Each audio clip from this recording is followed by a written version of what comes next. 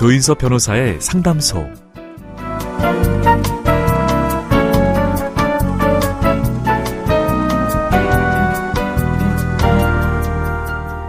오프닝 건너뛰기, 온라인 동영상 서비스에서 제공하는 기능이죠.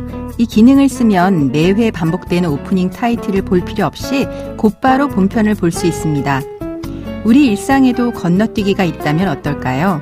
그렇다면 괴롭고 마음 졸이는 일들도 한 번에 건너뛸 수 있을 텐데 말이죠. 매일매일 주어진 삶을 충실하게 겪어내는 모든 분들을 응원합니다. 조인서 변호사의 상담소, 지금 바로 문을 열겠습니다.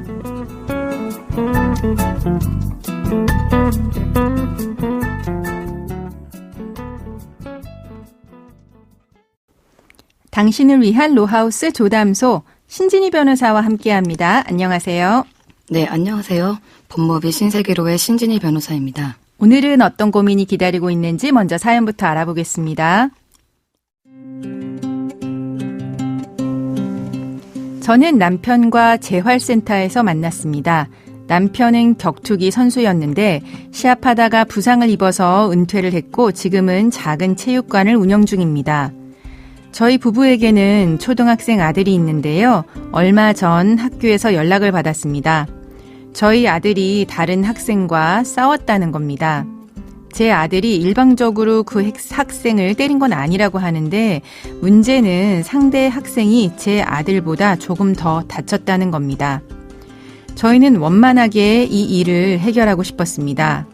하지만 상대방 아이의 부모는 이 사건을 학교폭력으로 신고했고 심의를 거치기를 원하고 있습니다. 아마도 제 남편이 격투기 선수였고 체육관을 운영 중이라니까 사건을 더 크게 키운 것 같습니다. 남편은 아들이 본인처럼 링 위에 섰다가 부상을 당할까봐 격투 기술은 전혀 가르친 적이 없습니다. 제가 재활센터에 출근하느라 집에 없으면 아들은 체육관에 가서 놀았던 것이 전부입니다. 아버지의 직업 때문에 아들이 더 심한 처벌을 받을까 걱정이 됩니다. 학교폭력 심의까지 갈 경우에 저희 아이는 가해 학생이자 피해 학생의 입장에 동시에 서게 되는데 만약 가해 학생으로 처리될 경우 학교 생활기록부에 기재가 되는지 궁금합니다. 저희 아들이 피해 학생으로 보호받을 수 있는 것은 무엇인지도 알고 싶고요. 만일 학교폭력대책심의위원회가 내린 조치가 부당하다면 어떻게 해야 하는지도 궁금합니다.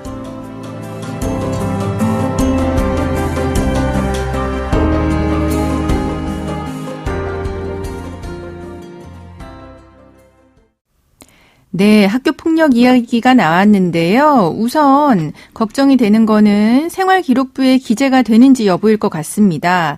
모든 학교폭력 관련 조치가 학교생활기록부에 기재가 되나요? 학교폭력으로 인해 학교폭력대책심의위원회가 열려 조치가 내려질 경우 모든 조치가 학교생활기록부에 기재되는 것은 아닙니다. 네. 우선 피해 학생의 보호 조치는 학교생활기록부에는 기재되지 않습니다. 네. 이는 가해 학생에 대한 조치만 기재가 되는 것인데요. 그렇다고 하여 가해 학생이 받은 조치도 모두 학교생활기록부에 기재되는 것은 아닙니다. 네. 가해 학생의 조치사항은 경한 조치부터 무거운 조치 순서로 1호 서면 사과, 2호 피해 학생 및 신고 고발 학생에 대한 접촉, 협박 및 보복 행위의 금지, 3호 학교에서의 봉사, 4호 사회봉사, 5호 특별교육 또는 심리치료, 6호 출석 정지, 7호 학급 교체, 8호 전학, 9호 퇴학 등 9가지의 조치가 있습니다. 굉장히 많은 조치가 있고 굉장히 그 순위가 높아지네요. 네. 그중에 1호, 2호, 3호의 경우에는 최초에는 학교생활기록부에 기재가 되지 않고 유보됩니다. 그러니까 경한 조치는 기재되지 않는다는 거고요. 네. 하지만 서면 사과나 접촉, 협박, 보복 금지, 사회봉사를 성실하게 이행하지 않을 경우나 동일 학교 급을 다닐 때 다른 학교 폭력으로 가해 학생 조치를 받을 경우에는 이전에 유보되었던 조치와 함께 학교생활 기록부에 기재가 됩니다. 네. 반면 조금 중한 4호부터 9호까지의 조치는 조치를 받자마자 즉시 기재가 됩니다. 네, 그렇군요.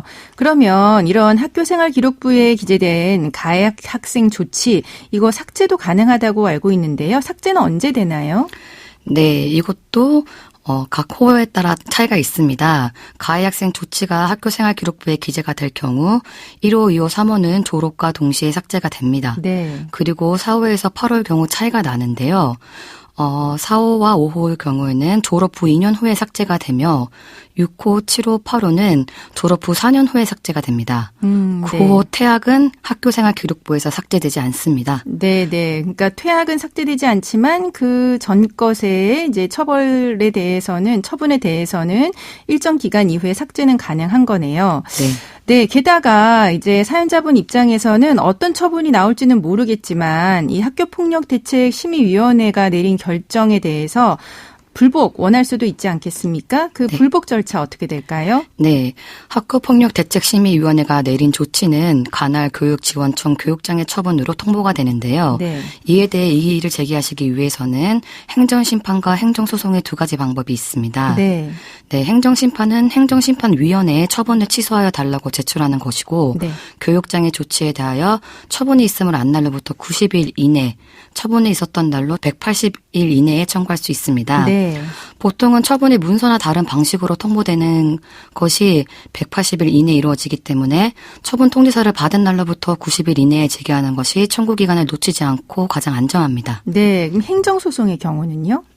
네, 행정소송의 경우 취소소송은 처분이 있음을 안 날로부터 90일 이내에 제기하여야 하고 처분이 있은 날로부터 1년 안에 제기하여야 합니다.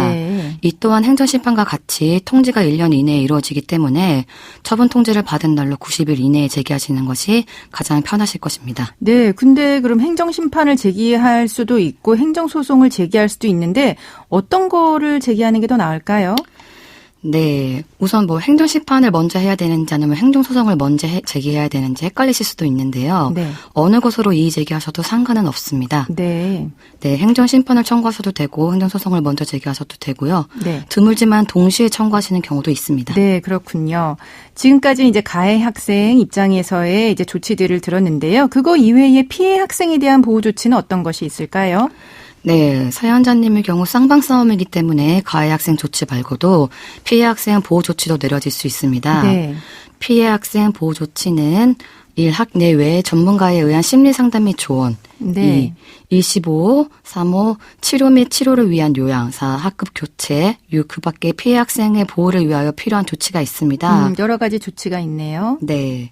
구체적으로 말씀드리자면 1호 학내외 전문가에 의한 심리상담 및 조언 조치는 학교폭력으로 받은 정신적 충격으로부터 회복할 수도 있도록 학교 내외의 심리상담 전문가로부터 심리상담 및 조언을 받도록 하는 조치입니다. 심리적인 어떤 도움을 주는 조치네요. 네. 하지만 만약 학교 내에 상담 교사가 없을 경우에는 지역 내 위센터, 청소년 상담복지센터, 전문 상담 기관 등 외부 기관을 통해서도 진행할 수 있습니다. 네. 그리고 2호 일시보호 조치는 지속적인 폭력이나 보복을 당한 우려가 있는 경우 일시적으로 집 또는 학교 상담실 등에서 보호를 받을 수 있도록 하는 조치입니다. 네. 3호 치료 및 치료를 위한 요양 조치는 학교 폭력으로 인하여 발생한 신체적, 정신적 피해 회복을 위해 의료기관 등에서 치료를 받도록 하는 조치이고요. 네. 6호 그 밖에 피해 학생의 보호를 위하여 필요한 조치는 필요시 해바라기 센터 지정 병원 등 의료기관 연계, 법률 구조기관, 학교폭력 관련 기관 등의 지원 요청을 할 수 있는 조치입니다. 네. 그럼 지금까지 상담 내용을 정리해 보자면 사연자분의 초등학생 아들이 다른 학생과 싸워서 학교폭력으로 신고가 된 상황입니다.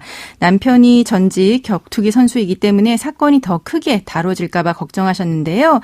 아들이 가해 학생으로 처리될 경우 경미한 조치는 생활기록부에 기재되지 않고요. 보복이나 다른 폭력 사건 등으로 연루되는 무거운 조치는 생활기록부에 기재는 될 수 있습니다. 경미한 조치는 졸업과 동시에 거의 삭제되는데요. 그 이외의 다른 조치 같은 경우는 2년이나 4년 정도 뒤에 삭제되며 퇴학 같은 경우는 삭제되진 않습니다. 학교의 조치에 대해서 이의 제기하는 방법은 행정심판과 행정소송 두 가지 방법이 있고요. 피해 학생 보호 조치로는 심리상담, 치료, 학급 교체 이런 여러 가지 조치가 있고 필요시 외부 전문기관의 지원도 받을 수 있습니다. 네, 지금까지 신진희 변호사와 함께했습니다. 네, 감사합니다. 조인섭 변호사의 상담소는 유튜브를 통해서 다시 듣기 하실 수 있습니다. 궁금한 점이나 건의할 사항이 있으면 댓글을 달아주세요.